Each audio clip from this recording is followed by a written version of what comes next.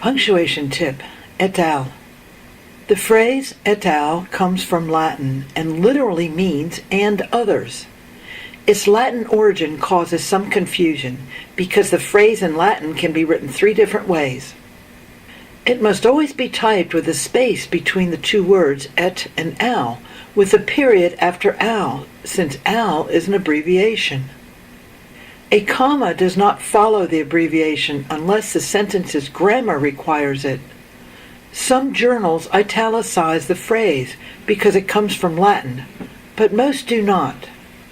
Smith et al. Published an interesting paper in the Harvard Law Review.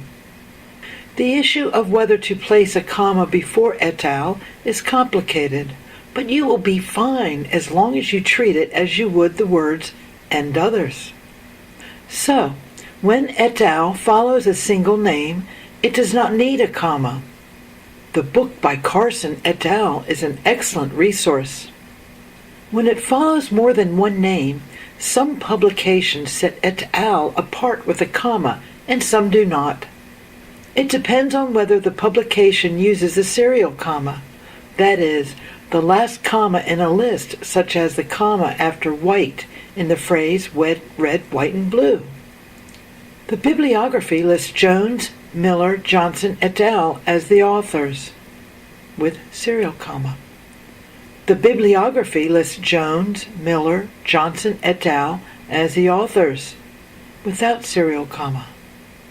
Remember that there will not be a comma between one surname and et al., and the period always goes only after the al. The English translation of et al. Is simply and others. Do not use et al. Unless there are more than 2 surnames. For more punctuation tips on written English, please like us and subscribe by clicking the bell icon. If you should have any questions or comments, feel free to post them in the comment box below.